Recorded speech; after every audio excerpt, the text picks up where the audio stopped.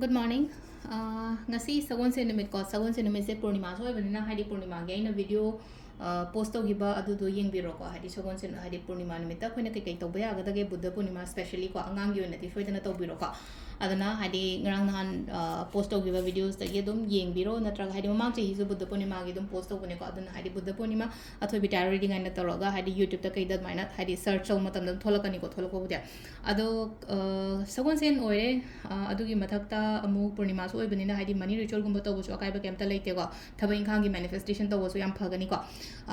do number hamba to ko koi sagon sen gi number se 25 lere aduga color na hangapan gumba kai gumba do minus na bi ba ko aduga chak thongba ko padana yellow color gi pot ama hadi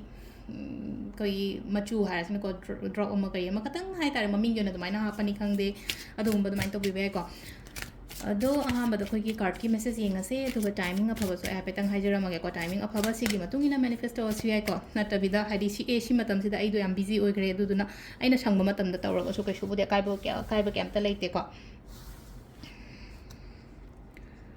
sidagi card hum batang log thoge ko card number 1 card number 2 card number 3 ko ahum se sida leire ahamba khansira ani shuba khansira ahum suba khansira ko ahamba khanba ngai yenga se ko ahamba khanba ngai ye sida lai se ko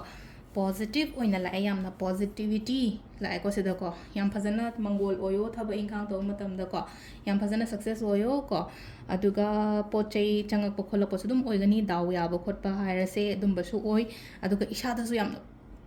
positive oibo do ngasi se aina sum khali ba poch ai phangni oini hai bagi isha da confident ama su lairi ko aduna number 1 se yamna phaba go hai numit thole ko numit thoba numit ki mai sha se yam ngamdra aduna hadi problem se ma go jong sai leiram mi ba problem do mai lang tho chat khrani hai bagi du wakhan do mai toro khan biu ko sis na ko gi number 1 gi card le ko number 2 ko number 2 khan bang gi oina hai ra ga di ko sida lai se ko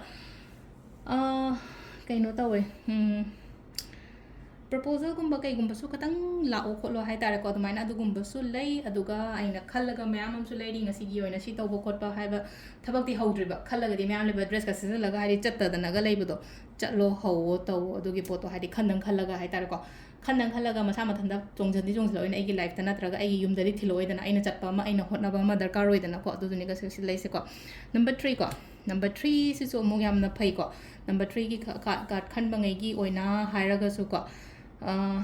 pot lotion boy ba thabak lotion ba harsne ko thabak loi da na leram eng ang na hande ekeno ma e kaina khala se ba lairik ni khangde aina content ma e bani khangde mani khangde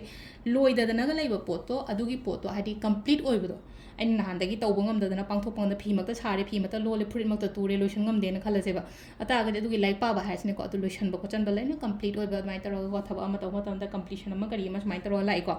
adu se sina ko gi card ki message le ko timing ne ki pung mari ga min kun tare te na pung taru ka min nipan phom le re adagi mung mapan makhai de na jayu ki ne ko mapan makhai de na pung ani ga min kun trong doi phom le re adagi nundin nungdaw ram gi na mari ga min tara mari da gi na pung nipan ga min kun trong doi phom le re aduga ahing gi na trama thoi ga min trama thoi de na baro makai phom le aduga nongalam dai ahing nong yai da gi na nongalam dai phom ya se ba pung amaga minute ni fuma pandaina pung mariga minute kun tare phone le se sina khoi gi ngasi gi oina afaba timing ko adu se le re khoi gi daily card message se na thank you